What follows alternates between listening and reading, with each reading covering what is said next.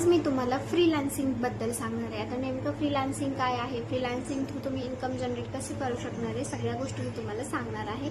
त्या अगोदर व्हिडिओला लाईक करा, शेअर करा आणि सबस्क्राईब करायला विसरू नका। जर तुम्हाला वाटत असेल घर बसल्या इन्कम जनरेट करायची आहे पण तुम्हाला जर आयडिया येत नसेल की कशा प्रकारे करायचं असेल, नक्की हा व्हिडिओ तुम्ही शेवटपर्यंत बघा। तर सर्वप्रथम फ्रीलान्सिंग काय आहे हे आपण समजून घेऊया। सो नमस्कार मंडळी, कसे आहात सगळे? Welcome back to my YouTube channel. आजचा टॉपिक तुम्हाला समजलं असेल। भरपूर जण मला म्हणतात की तुम्ही स्किल तर शिकवता पण नेमकं पुढे चालून फ्युचर काय आहे, तर याला म्हणतात फ्रीलान्सिंग। तुम्ही फ्रीलान्सिंग जनरेट करून सुद्धा तुमची इन्कम जनरेट करू शकता। फ्रीलान्सिंग कसं स्वतःमध्ये जनरेट करायचं, आता हे स्वतःमध्ये जनरेट करायचं म्हणजे स्किल स्वतःमध्ये ट्रान्सफॉर्म करायच्या। फॉर एक्झाम्पल लोगो डिझायनिंग असेल, व्हिडिओ एडिटिंग असेल, जे पण तुमचे स्किल्स असतील, जसं की काही जणांना डान्सिंग येतं, काही जणांना म्युझिशियनमध्ये पियानो वाजवणं असेल, गिटार वाजवणं असेल, किंवा काही जणांना सिंगिंगचा आवड असेल, म्हणजे हे काय झालं त्यांची एक स्किल झाली। आता मला सांग, प्रत्येकजण सिंगर आहे का? नाही ना।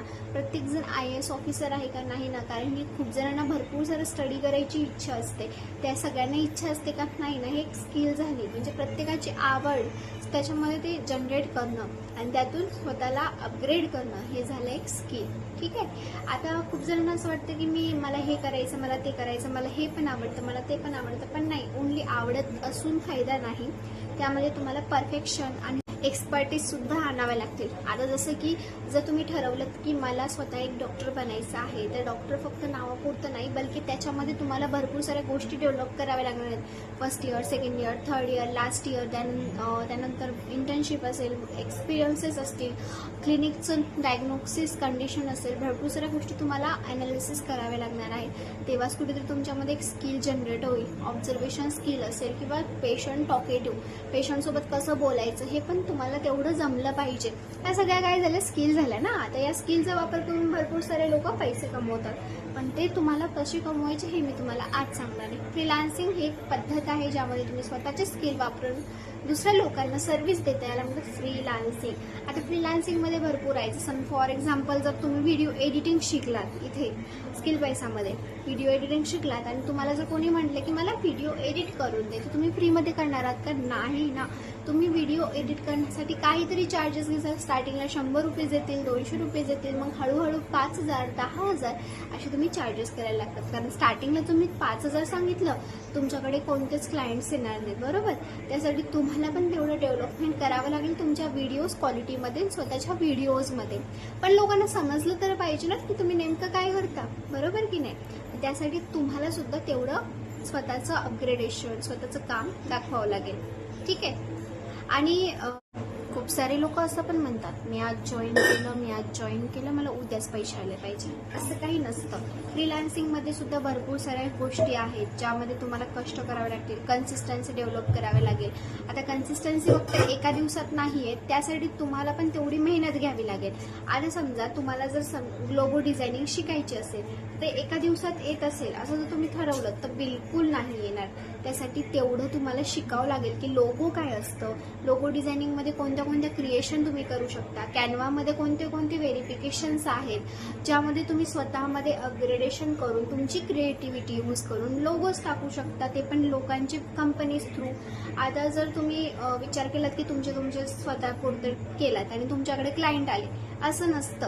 आता समजा स्टार्टिंगला तुमच्याकडे क्लायंट आले की कोणीतरी तुम्हाला म्हटलं की लोगो बनवून द्या, तर तुम्ही लगेच बनवून देता आणि त्यांच्याकडून 10,000 घेता, असं होतं का? बिलकुल नाही होत। त्यासाठी तुम्हाला तुमचं वर्क त्यांना शो करावं लागेल, त्यांना म्हणावं लागेल की ठीक आहे मी बनवून देईल, पण तुम्हाला एवढे चार्जेस म्हणजे कमीच घ्यावे लागतील। जास्त म्हटलं ते तुमच्याकडे येणार सुद्धा नाही।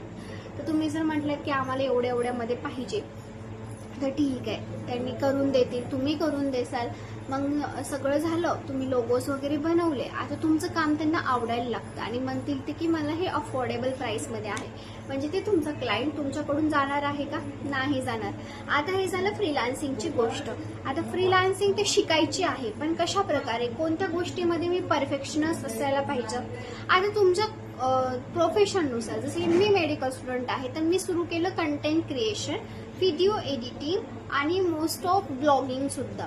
कारण की मी ब्लॉगिंगमध्ये थोडं स्वतःमध्ये इम्प्रूव्हमेंट, आता सध्या तेवढं नाही, पण हळूहळू ब्लॉगिंगमध्ये पण एंट्री घेणार आहे।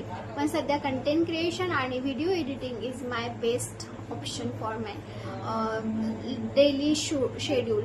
And most of peoples think about that की माझ्याने नाही होणार. ठीक आहे, बट मी तुम्हाला एवढंच सांगते की होऊ शकतं असं नाही की नाही होणार. स्किल पैसा कंपनी आहे ती तुम्हाला पूर्णपणे सपोर्ट करेल, कारण की मी पण जे पण स्किल शिकले ना तिथेच शिकलेले आहे.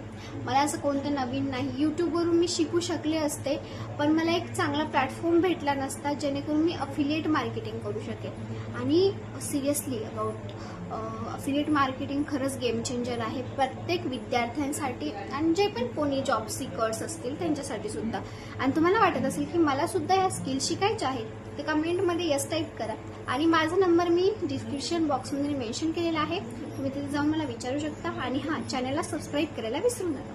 Thank you so much. जे पण डाऊट्स असतील ते विचारू शकता.